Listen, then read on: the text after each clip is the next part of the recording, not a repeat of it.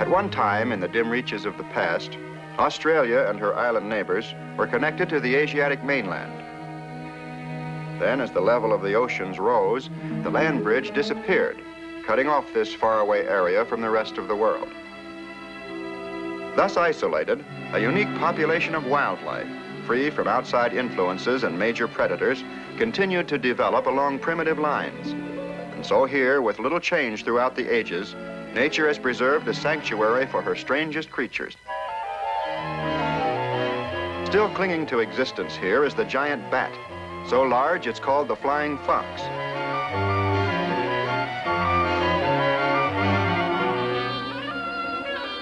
On muddy tide flats, the lungfish hops about on fins and tail. When the tide comes in, it behaves like a fish again. The frilled lizard vividly recalls that age when reptiles ruled the earth.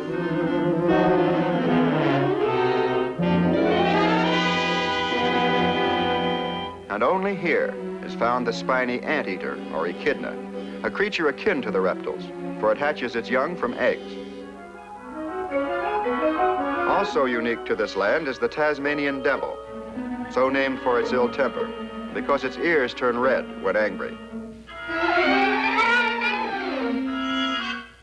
Another native oddity is the tiger cat, misnamed perhaps, for it's more fox-like than feline.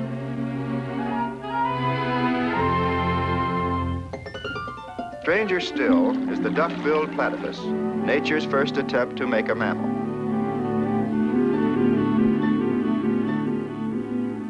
His scientific name is Paradoxus, and paradox he is. With a bill like a duck, a tail like a beaver, a body like a reptile, and fur like an otter, altogether he's really like nothing else in all the world.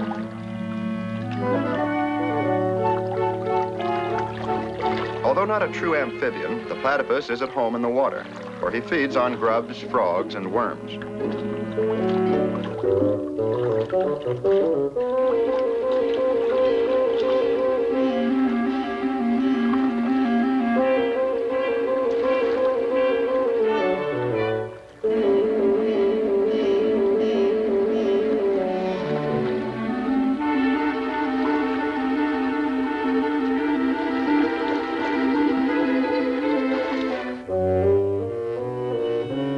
Platypus burrows are dug deep in the bank of a stream. Here the families are raised. But instead of giving birth to their young, the platypus lays eggs.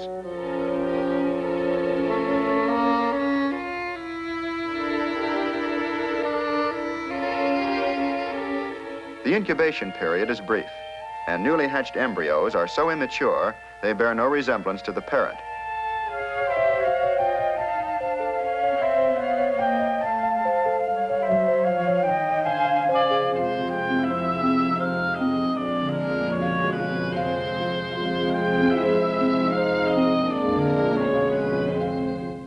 Eventually, however, features of the adult, including the characteristic duck bill, begin to take shape.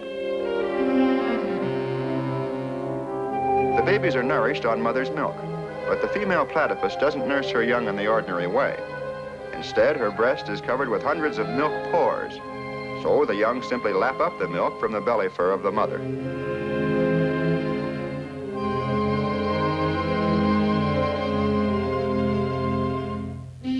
After about 2 months, the babies can be left alone.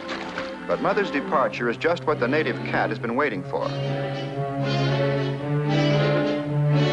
Anticipating his scheme, the mother built a barricade in the burrow. First, it appears empty. Then the cat's sharp ears detect sounds, but it can't tell from which direction they come.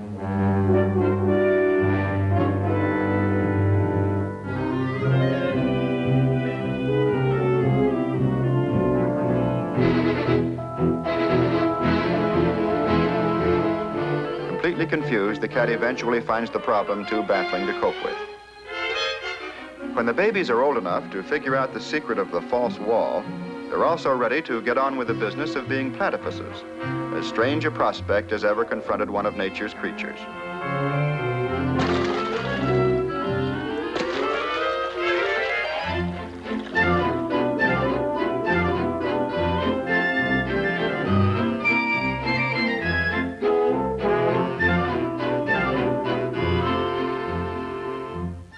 the northern hemisphere basks in the summer sun, July brings winter to the land down under.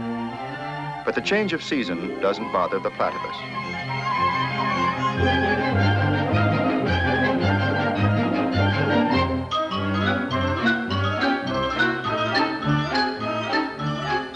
Built something along the lines of a toboggan, he finds the going smooth.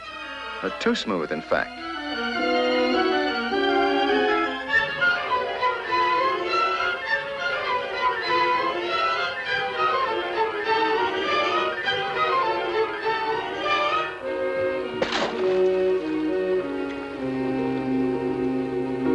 Probably the best-known natives here are the kangaroos and the wallabies. The bitter cold brings harsh times for all but the very young, called joeys. Being marsupials, they're cozy and comfortable in mother's pouch. Here they remain through spring and on into summer, before they learn to forage for themselves.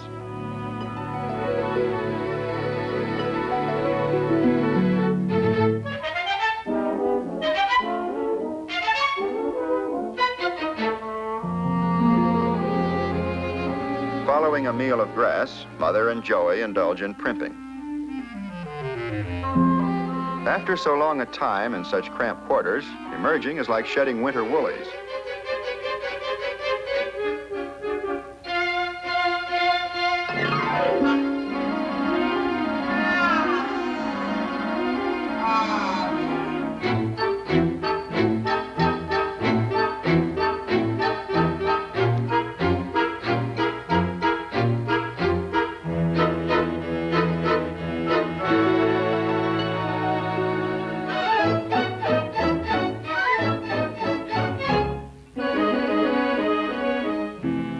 A neighbor of the kangaroos is the emu, Australian version of the ostrich.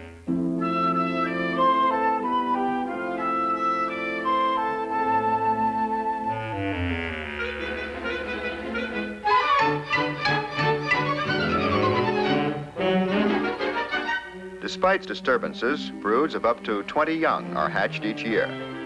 Stranger still is the fact that the male incubates the eggs.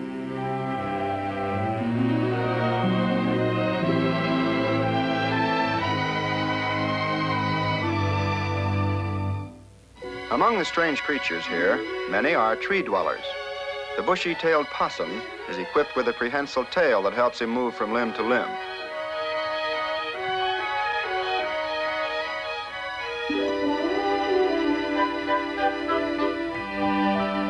Typical of so many of the mammals of this land, the bushy tail is also marsupial.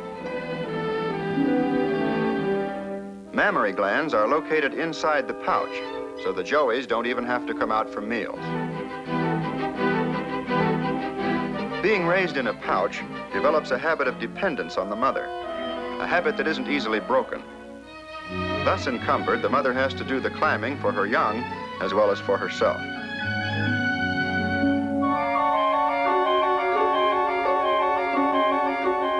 Even offspring from previous litters still insist on clinging to mother's side.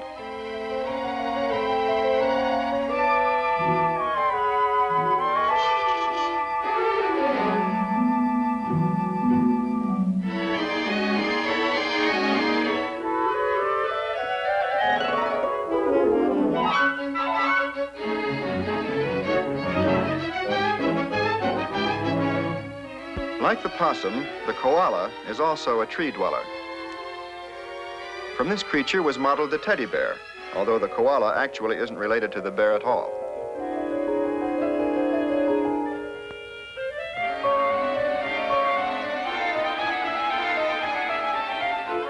The koala also has the problem of ditching overgrown youngsters.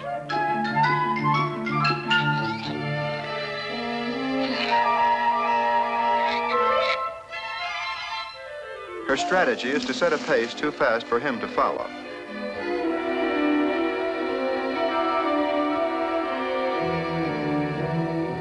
In this land of clinging offspring, a mother wombat also wants to get rid of her youngster. But he won't take the hint, even when she gives him the cold shoulder. Unable to crawl into one entrance, he'll try another. It's a tight squeeze, but if he can just get his foot in the door...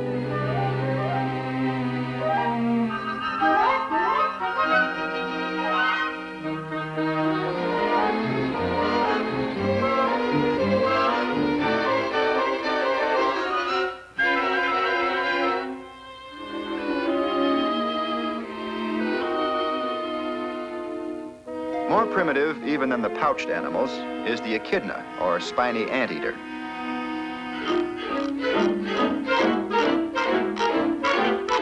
This creature is so low on the evolutionary scale that his mouth is only a hole in his snout, out of which projects his long, sticky tongue.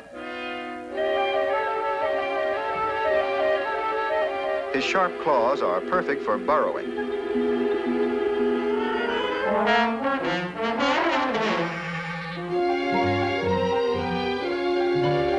With this shield of bristling bayonets, his neighbors leave him alone. A baby wallaby, however, has to learn his lesson the hard way.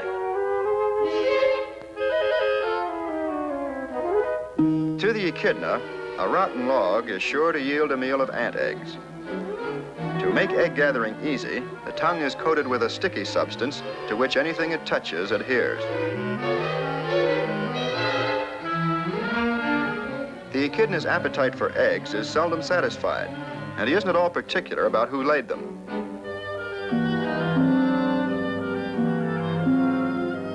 But there may be more tasty morsels on the other side of the stream.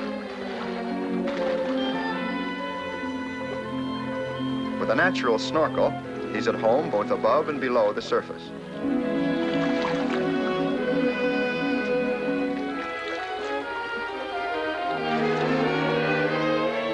Every creature of this land has unique characteristics. The honey glider, so named due to his taste for nectar, is a species similar to the American flying squirrel.